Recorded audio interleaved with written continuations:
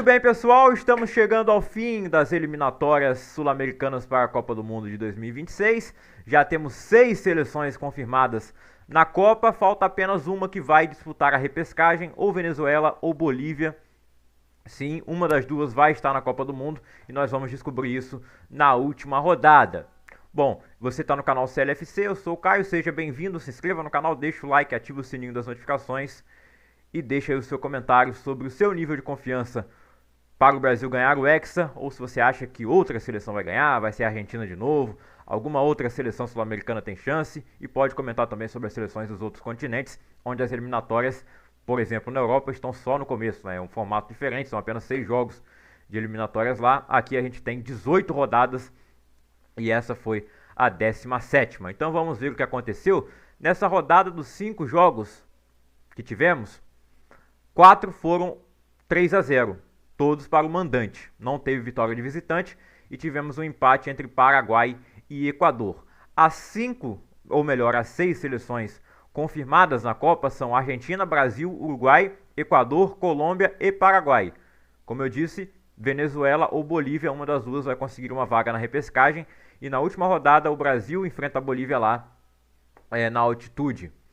Bom, o Brasil venceu por 3-0 o Chile nessa penúltima rodada. Novamente o Brasil se despede jogando contra o Chile. No ano passado, ou melhor, na Copa passada, foi justamente a última rodada, a 18ª foi Brasil e Chile no Maracanã também.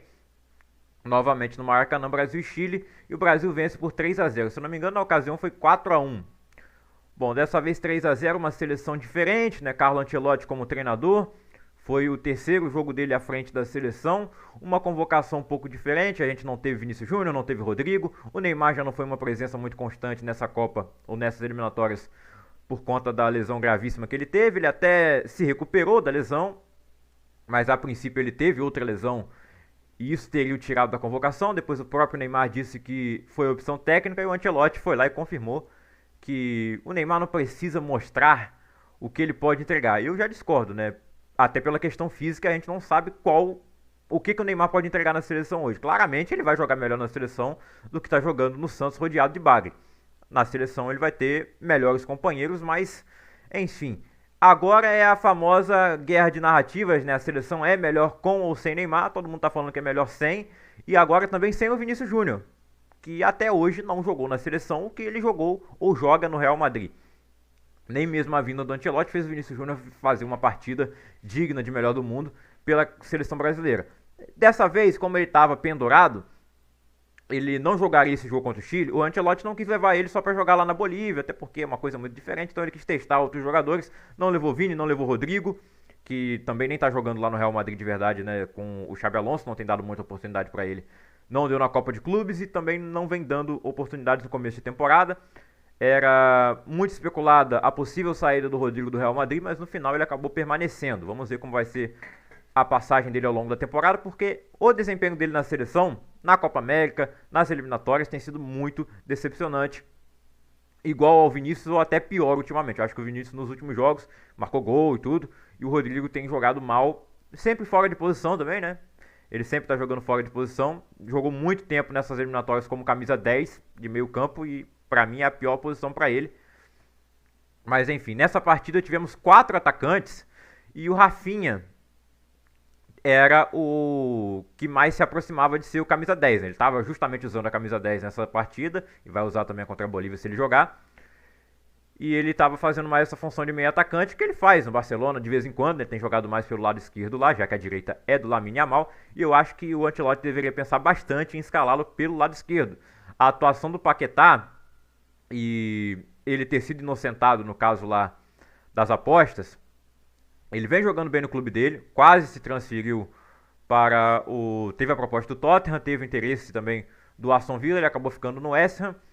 Talvez ele saia na próxima janela, não sei, mas ele vem jogando bem por lá e jogou muito bem quando ele entrou nesse segundo tempo. Eu acho que no momento, né, com o Neymar não estando 100%, e o Neymar não vai entregar defensivamente o que o Paquetá entrega, e o Paquetá chega bem ao ataque, tem qualidade sim, e ele estando com cabeça para jogar, né, sem nenhum problema extra-campo, eu acho que ele seria o titular no meio campo nesse momento. E o Rafinha na ponta esquerda, já que o Martinelli não aproveitou muito bem a chance que teve de substituir o Vini.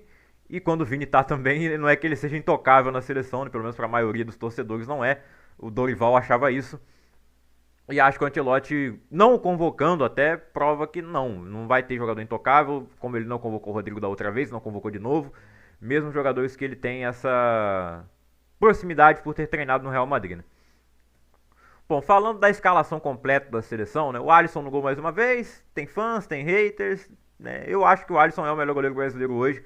A saída do Ederson do City basicamente tira ele da seleção de uma vez por todas. Ele sempre foi o reserva do Alisson, só alguns momentos ali que ele foi titular, mas eu acho que ele nunca foi melhor que o Alisson, na minha opinião. O goleiro principalmente tem que ser bom com as mãos, e o Alisson é bom com os pés também. O Ederson, pra mim, só é bom com os pés. Ele é razoável com as mãos, é ok, um goleiro comum. No banco a gente tinha o Bento, que não deveria ter sido convocado, pelo momento horrível que ele vive no time dele. Talvez ele até seja negociado lá no Al Nassr. E o Hugo Neneca, que eu acho, né, eu espero que ele tenha a oportunidade de jogar lá na altitude. Eu sei que ninguém quer jogar na altitude, mas o cara foi convocado várias vezes e ainda não entrou em campo. Eu acho que o Ancelotti vai meter uma escalação diferente lá, porque se perder pra Bolívia ninguém tá nem aí, né? Eu pelo menos acho que a altitude já tá classificado, é testar mesmo. E é melhor perder com reserva que com titular, né? O Wesley na lateral direita é a posição que a gente está mais carente, né? As duas laterais. Então Wesley e Wanderson, eu ainda não consigo confiar que esses serão os jogadores que vão para a Copa na lateral direita. Talvez ele chame alguém mais velho, talvez, nem sei quem poderia ser também, né? O Danilo não é mais lateral, mas mesmo assim ele já era chamado como lateral pelo Dorival, era pelo Diniz, então não duvido que seja também pelo Ancelotti, como foi na primeira convocação dele. Acabou se machucando, o Alexandre também, e vinha sendo titular na lateral esquerda. E a grande novidade foi o Douglas Santos na lateral esquerda. Muita gente nem conhece ou não lembra dele. Ele foi titular nas Olimpíadas de 2016, quando o Brasil ganhou ouro pela primeira vez. O lateral titular era o Douglas Santos, na época no Atlético Mineiro. Hoje ele joga lá no Zenit da Rússia. E gostei da atuação dele. Quando foi convocado, eu não quis opinar muito, porque eu não acompanho o Campeonato Russo, nem tem transmissão aqui no Brasil, né? A Rússia, em termos futebolísticos, não só futebolísticos, né? A Rússia está isolada do mundo e ela não pode participar da Copa do Mundo, os times deles não podem jogar Champions League, então eles estão num universo ali nacional apenas. Mas o Douglas Santos teve uma boa atuação, participando do primeiro gol, defensivamente impecável, mas também o time do Chile é horroroso, tem que se comentar aqui, né? Nós não ganhamos da Argentina, nós ganhamos do Chile, que é a pior seleção do continente. Marquinhos e Gabriel Magalhães eu acho que são os melhores zagueiros da atualidade no Brasil, não tenho o que comentar. Muita gente tem bronca do Marquinhos, eu não consigo entender essa bronca exagerada, só porque ele perdeu o pênalti lá, ou porque a bola da Croácia desviou nele ainda. Mas enfim, o Marquinhos, eu acho que se recuperou, fez uma temporada absurda com o PSG, ergueu a taça da Champions. Quem sabe ele não possa erguer a taça da Copa do Mundo ano que vem, já que ele é o capitão atual da seleção e deve ser até a Copa do Mundo. Meio de campo com Casemiro, que voltou com o Ancelotti e foi bem. Nesse jogo ele poderia ter sido expulso, na minha opinião, mas não foi. Ele chegou a marcar o primeiro gol, que foi anulado. Bruno Guimarães vem fazendo suas melhores partidas aí na seleção, jogou muito bem na última data FIFA contra o Peru, se não me engano, né, no jogo em Itaquera. E agora joga muito bem no Maracanã. E no Newcastle ele sempre foi bem, né? Uma liderança lá, capitão, marcou gol nesse jogo.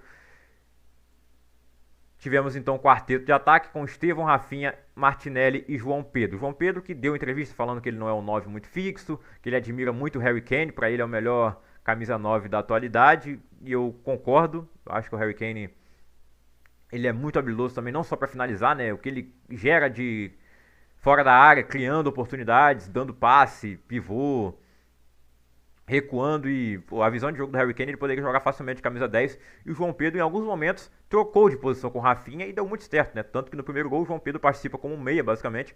O Rafinha finaliza, o goleiro acaba defendendo, a bola vai no travessão. Não vai no travessão, essa não foi no travessão não, né? Mas é que todos os gols do Brasil nesse jogo saíram em cima da linha, foram em cima da linha. Tem essa rebatida do goleiro então, o Vigorou, goleiro do Chile. Essa seleção chilena completamente mudada, né? Pô, eles usaram os medalhões enquanto puderam. Vidal, Sanches, essa turma toda. Mas agora que estão eliminados, está pensando em renovar porque não tem condição, né? A geração de ouro acabou, né? Essa mesmo do Vidal, do Sanches, do Medel, Isla, Cláudio Bravo, esse aí já aposentou faz um tempo, da seleção pelo menos. Então o Chile tem que se renovar, mas esses jogadores que apareceram, nenhum parece, né, nenhum chega nem perto do que foi a geração anterior, que ganhou 2 Copa América, que foi até as oitavas e quase eliminou o Brasil aqui em 2014. Então aquele Chile não existe mais. Bom, sai o primeiro gol então do Estevão, o primeiro gol dele pelo Brasil. O primeiro gol do Vini também foi contra o Chile, naquele jogo em 2022, das eliminatórias de 2022, mas enfim, o Vini tinha muito mais partidas pela seleção na época do que o Estevão tem agora, ainda. Então foi um gol de bicicleta, né? Apesar de ter sido em cima da linha, é um movimento que pouca gente faria. Ia tentar cabecear, sei lá, dar uma barrigada na bola. O Estevão fez um movimento lindo e marcou o primeiro gol do Brasil. Depois tivemos o gol do Lucas Paquetá no segundo tempo, jogadaço do Luiz Henrique. Como entrou bem o Luiz Henrique, ele já tinha salvado o emprego do Dorival 2 vezes no ano passado, quando ele foi rei da América pelo Botafogo. Quando ele foi negociado pelo Zenit, muitos acharam que ele ia perder espaço na seleção. Perdeu de início, não foi mais convocado, mas ele volta agora e volta jogando ainda muito bem. Então mesmo que ele esteja jogando em um time que a gente não está acompanhando, que não está entre os principais do mundo, quando ele vestiu a camisa da seleção, ele entregou. Então eu acho que ele merece estar no grupo. Deve ser convocado para os amistosos que vão ter até a Copa. E se ele corresponder de novo, há uma grande chance do Luiz Henrique estar na Copa do Mundo. No momento, foi um dos melhores jogadores que o Brasil teve nessas eliminatórias, né? E ele merecia ter marcado um gol nesse jogo. Acabou batendo na trave 2 vezes. A primeira, a bola ia bater na trave, eu acho. O Paquetá acabou concluindo, então foi a assistência do Luiz Henrique. A segunda, se fosse o Winning Eleven, era assistência, né? Que ele finalizou na trave e no rebote o Bruno Guimarães fez o gol de cabeça, em cima da linha de novo. Os 3 gols em cima da linha, só valia gol dentro da área indo pro Brasil. 3-0 então. Vamos ver o que acontece lá contra a Bolívia. Eu acho que o Brasil não tem obrigação de vencer. E o que acontecer, aconteceu, né? Espero ver uma atuação não tão ruim, mas jogo na altitude é muito difícil de analisar, né? Quase impossível. E nos outros jogos, então, mais 3-0 para o Uruguai contra o Peru. Teve gol ali do Arrascaeta, gol do Rodrigo Aguirre, que jogou no Botafogo, e o Federico Vinhas, usando a camisa 9, que era de Soares. Acho que o Darwin Nunes ficou fora dessa convocação. O Varela, que joga no Flamengo, também deu assistência nesse jogo. O Uruguai já classificado, o Peru fora, junto com o Chile, a pior seleção do continente. A atual campeã mundial, a Argentina, teve um jogo muito especial contra a Venezuela pela despedida do Messi em jogos oficiais pela Argentina na Argentina. O Messi ainda não confirmou se ele vai para a Copa do Mundo ou não. Certamente, se ele estiver jogando ainda, eu acho que ele não vai se aposentar agora, né? Ele tem contrato com o Inter Miami até o fim da temporada, ou até o meio do ano que vem. A temporada nos Estados Unidos é diferente, então não sei exatamente se é até o início de 2026 ou se é até o meio de 2026. Mas se ele estiver jogando, com certeza o Scaloni vai o convocar e ele deve aceitar. Mas ainda há essa dúvida, né? Se o Messi quer ou não jogar com essa pressão. E eu não sei se a Argentina vai ter tanta pressão também. Acredito que se a Argentina não ganhar a Copa, não vai ter uma revolta absurda por ter perdido. Até porque, mesmo que não vença, acredito que a Argentina fará uma boa participação. Porque eles estão leves, o time é bom, tá entrosado. Com ou sem o Messi joga muito bem. Então, com ou sem o Messi, para mim, a Argentina é uma das favoritas da Copa. E nessa despedida para ele marcou 2 gols, o primeiro golaço de cavadinha.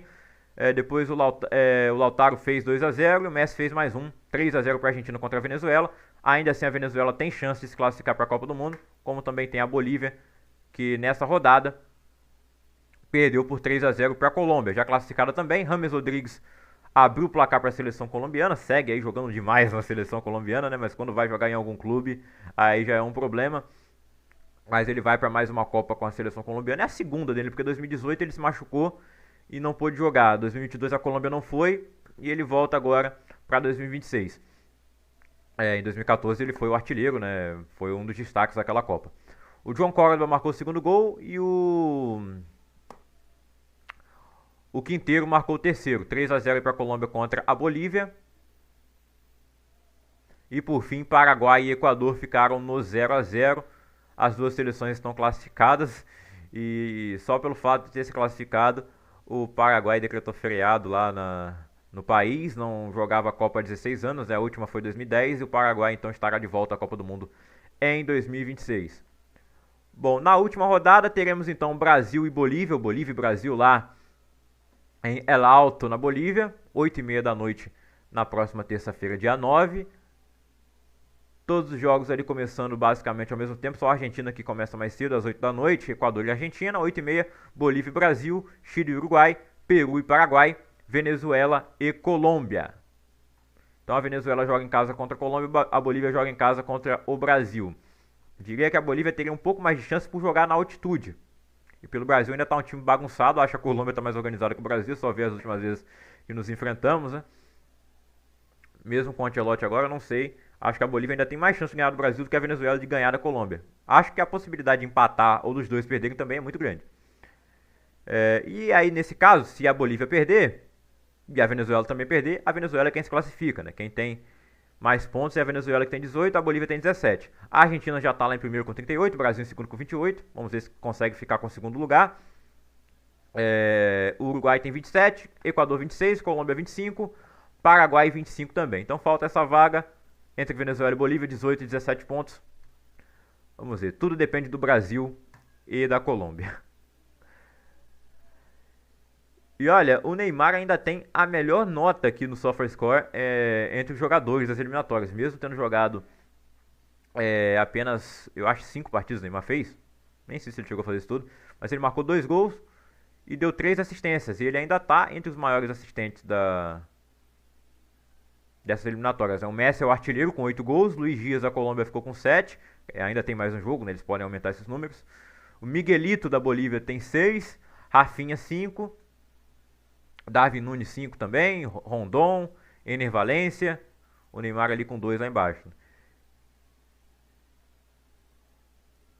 Onde é que eu vejo as estatísticas de assistência aqui? Eu não lembro onde é que...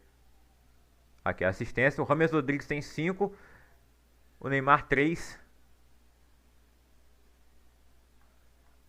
Aparecendo ainda como o maior assistente do Brasil nas eliminatórias. Isso que eu quis dizer. E é isso, pessoal. Deixa o like no vídeo, se inscreva no canal, ative o sininho das notificações.